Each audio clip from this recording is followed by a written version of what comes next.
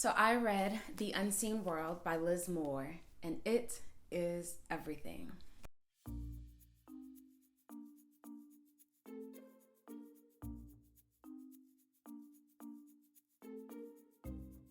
So, Ada Sibelius is a precocious child prodigy being raised by her father, David Sibelius, who is the director of the fictional Boston Institute of Technology.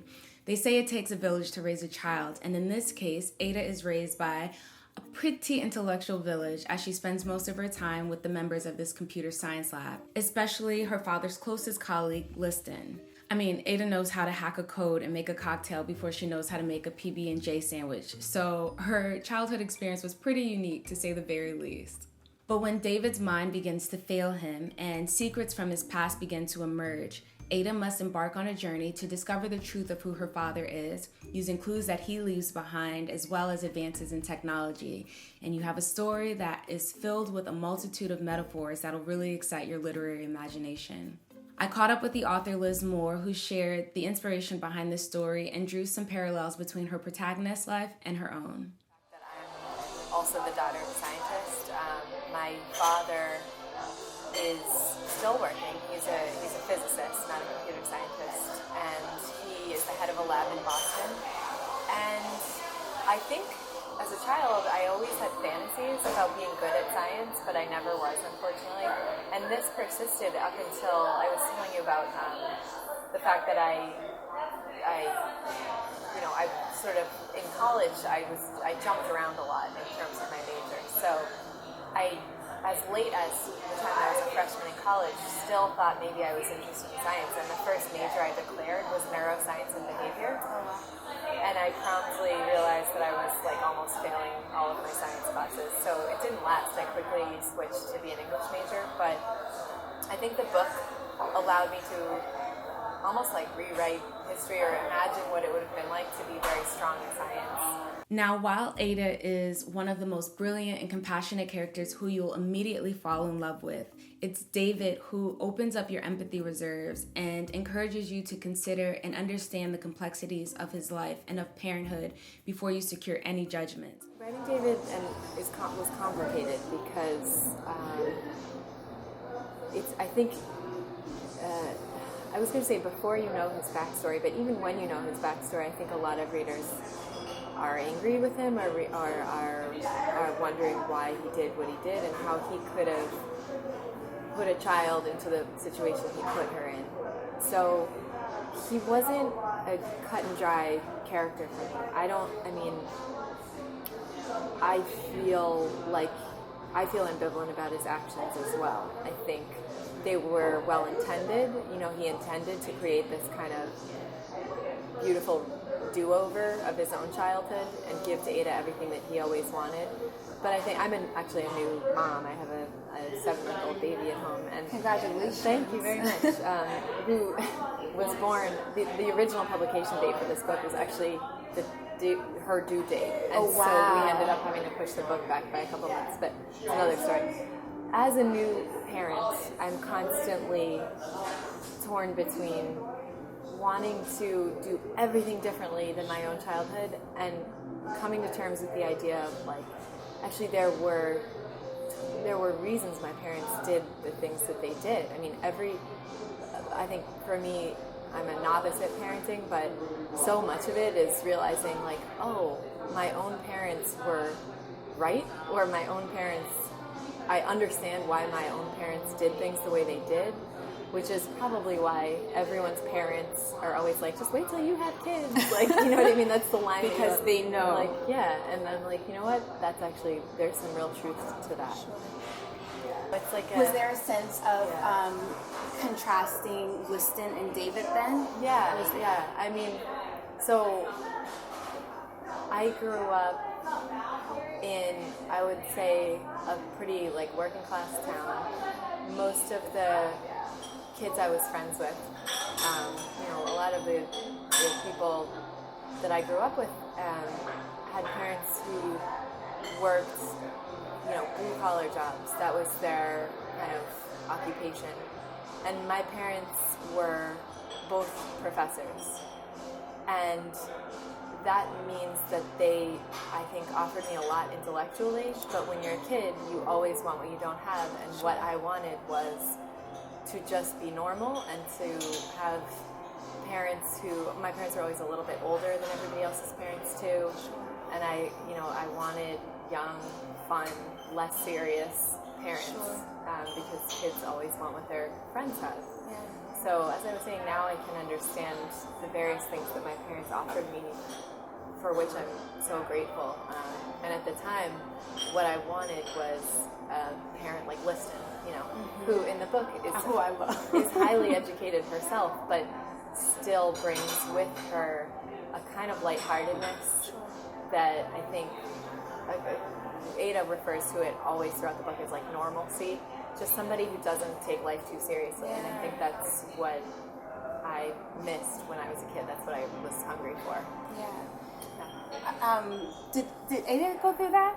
I feel like Ada, and I may just be projecting, because I felt as if she did speak to that normalcy and what the other kids were having, but especially when her father would start to disappear or whatever else was happening, it felt as if she wanted that normal again, and You're right. Yeah, I think she's torn. She's much less of a brat than I was, so she was like. She's got such great behavior. I know. She's like very well behaved and seems very appreciative of what she does have with David, and therefore she misses it when it's gone. But I think there's definitely also a part of her that craves normalcy and craves friends her own age. I couldn't help but to ask about the most visceral experience for me while reading this book, which was understanding the process of creation or conception, whether as a parent or in the theoretical sense of an idea becoming reality. I teach creative writing too, and so what I always say to my students is that books or short stories that write like to theme are usually unsuccessful. So if you start out to write something about religion or like about coming of age, typically in my experience that results in sort of like cardboard feeling, more like a fable than a work of literature. Fables are literature too, but more like a morality tale, I guess is the way I would put it. and becomes very like black and white. Right.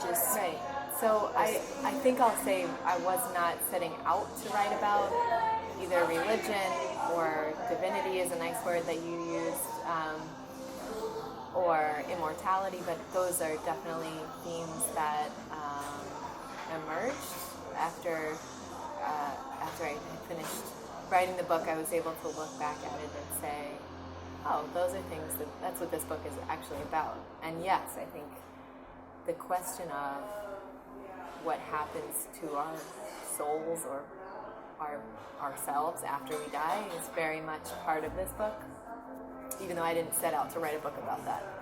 Yeah. And Moore says that becoming a parent shortly after this novel really shifted her perspective of the story and how she identified with her characters.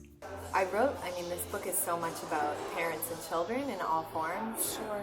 And so, I didn't read it through while I was pregnant, but when you go on a book tour, obviously you're reading parts of it aloud, and you have to go back through it and look for parts to choose, and I definitely read it differently now that since I've had my daughter, and since, everything, I don't think I necessarily would have changed anything, but certain parts take on like a different resonance for me now. Because you felt during the pregnancy a different sense of, I don't know, everything. Like, I think you feel fear for the welfare of your children. You feel love in a different way. It really, I almost wonder if that, I don't know if that's true for everybody, but when I was reading fiction myself, I always felt much more aligned with the children, even adult children, but anyone who is positioned as the child of a parent in fiction is who I related to. And now all of a sudden I find myself reading fiction where I'm like, oh no, I understand why that parent is doing what they're doing. It's like, it's weird. It's like you cross over to the other side and it's hard to get back. And when readers encounter this story, Moore's hope is that we approach technological advances with a little less fear and a bit more optimism. I hope they leave feeling optimistic about the future of technology, because the other thing is I think we get so much dystopian fiction where we get, the prototype of a sentient computer is in literature. Most of them are evil computers, like HAL, and they're computers who wish to do us harm, to like take over and take power for themselves. And it doesn't make any sense to me. Like, why would sentient machines be any more likely to wish to kill us all than to just be part of our daily lives, And especially with the intention behind its creation. Right. I think that was something that I felt, behind Elixir especially. It was like, what you put into it is what you'll get out. Yeah. And I almost feel like it's a narcissistic thing that humans believe that machines would want to kill us all. It's like we have such an overinflated sense of our own importance. It's like, well, surely we can't coexist, so they're going to kill us. It's just because... So I haven't read a coming-of-age novel quite like this. It really transcends dimensions of the physical and proven world and offers an empowering experience that really summons our humanity into what isn't yet known or seen or understood. It's a story about our technological and scientific evolution, but at its core, it's a story about how dreams become memory. It's about the creative spirit of parenthood, and it's a story about the fixed and constant position of love. Liz Moore is an incredible author. She really taps into what great literature is supposed to make readers feel and think about. And if you haven't read The Unseen World yet, I have no idea what you're waiting for. You should go and pick it up right now. And if you've already read The Unseen World, please share your thoughts in the comments down below. I would love to keep talking about this book with all of you. Thank you so much for watching, and until next time, remember to read or be read. Bye. Do you think David is proud of Ada? Yes, that's like one of the few things I'm sure of, is that he is. Yeah, he's really, I think he feels incredibly proud of her.